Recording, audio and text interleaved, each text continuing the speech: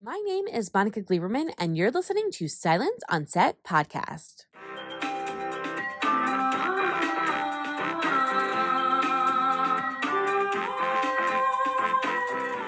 On today's podcast, we're talking to the cast and creator of The Big Door Prize. The show tells the story of a small town that is forever changed when a mysterious machine appears in the general store, promising to reveal each resident's true life potential. The show is based off of a novel of the same name. So to start us off on what the show is about, here's David West Reed. So basically, first I want to know if you can give me like a quick kind of synopsis for people about, what the show is about. And then my second question is, you were working on the show and kind of like creating it and going through all of like the storylines and things like that. Why was it important for you to kind of examine the human condition as to why some might respond in a certain way to the machine, some might not want to use the machine, and some might not respond at all to the machine, depending on what they get? Well, the Big Door Prize is about a small town where a machine appears in the general store, promising to tell the residents their true life potential for the price of $2. And the series follows what happens when people are told their life potential. It's basically about an entire town going through a midlife crisis as people change jobs, relationships, change their sense of selves, and what happens as a result. So I was drawn to the book, which is the source material, because it has this great mix of comedy and pathos, and it asks big questions. And I love comedies that are really about something and about the human condition. And I also love comedies that come from a place of deep anxiety and existential dread,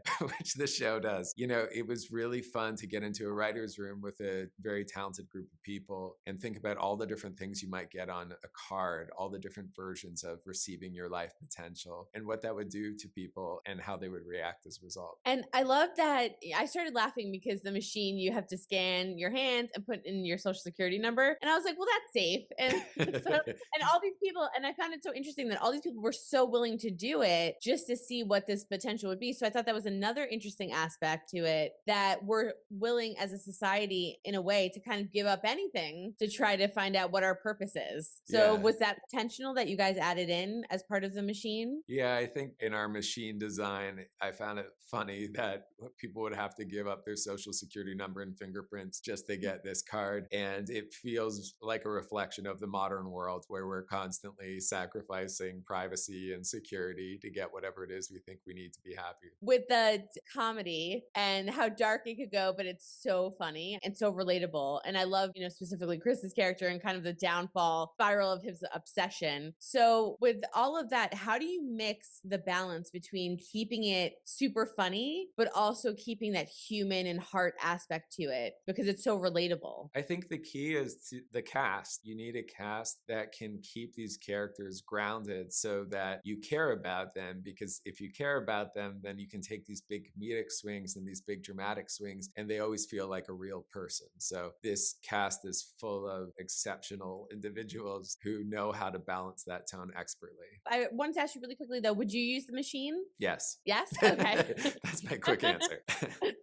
Up next are two of the main stars, Chris O'Dowd and Gabrielle Dennis. So I wanted to ask both of you, if there was a machine and you guys had the option of, getting a card, what would be the worst card you could get? And what would be the best card you could get? There's a good one in the show that would be pretty awful. Undertaker. Oh yeah, That's a pretty horrible Undertaker. one. Embalmer. Yeah. Serial killer. Broke. In debt. Yeah. President of the United States. Who wants that job? No. And then what would be the best? Would it be like what your characters got, or would you want something better than what your characters got? I think mine got a good one. Yeah. I don't know. You see, I'm very much a anti-monarchist. So I think I would go for ice cream taster if I could get anything on a card. I feel like I could really dedicate my life to something like that. Yeah, I would like smile maker. Oh. Like a smile maker, something that brings joy. That kind of sounds like you've got a dental practice. That could be that too. And that's the thing. That's the whole confusion about interpreting everything. Who knows? I wanted to know too, and this leads perfectly into my next question. For the both of you, both of your characters, extremely different responses. One is royalty and one kind of gets the same what he's already doing. Yeah. Right? I was laughing, but a whistler and a teacher. Do you know what's so funny is we went to the premiere the other day, and there is a moment when he pulls out his card. They bust out laughing. And everybody was laughing. I was, and I was laughing, but when I was, performing it, it didn't feel like a funny No, moment not at at all. all. But of course, then when you see it in the edit, it's such a build-up, and it's like, what?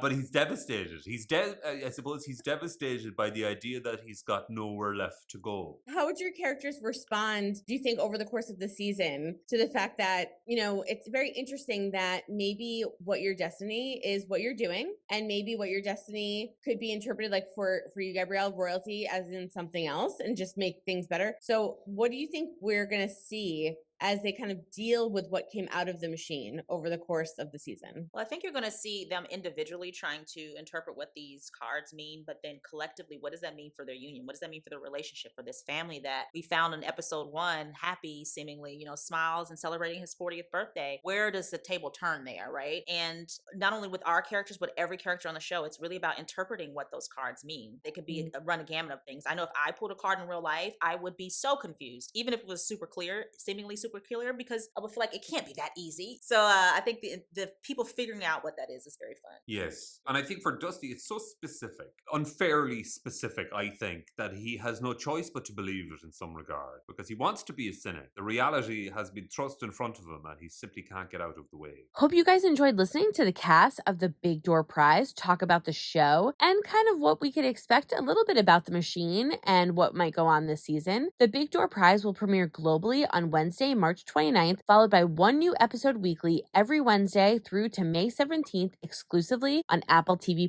So make sure you go and check it out. And don't forget to hit the subscribe button so you're updated on all of our latest podcasts, and head over to our YouTube channel, hit subscribe so you're updated on all of our video content.